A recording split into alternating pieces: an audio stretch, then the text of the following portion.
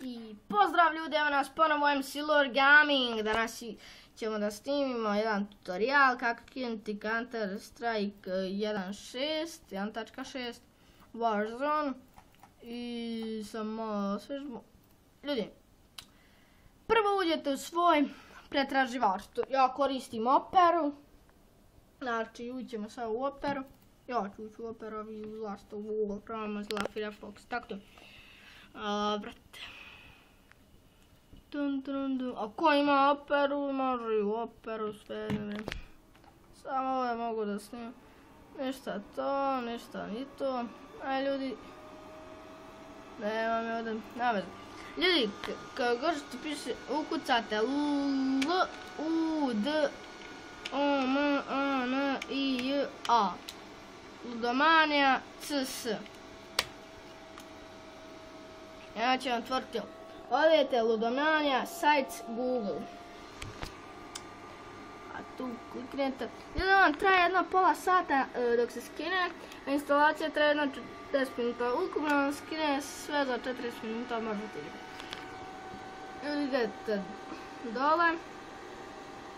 Dole. I evo ga ovdje piše download.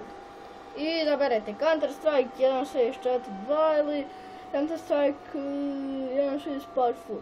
Preporučujem vam da kliknete u patch full pošto V42 ne radi nešto, ne znam što. A kada odete na patch full isto, ovdje piše 21 MB, ovdje je 45 MB. Ovo je 21 MB, to je apsolutno isto. Kad se skida ponovo gore piše 245. Stvar 205 piše. Ljudi, kliknete ovdje i odmah će vam se gore početi skidati. Meni se gore počne, a u Google Chrome će se dobro. Ljudi, sad se počne skida. Kante. Eto, skida se. Ljudi, ja ne vidim to da skida. Stvari, hoću da skinem. To će da skinem. Tamo za jedno vidite u roku pola sata. Ako se tu lagano skida. A mi smo s ovim završili epizodu. Znači, idete sve, evo, ukucate Ludomania CS.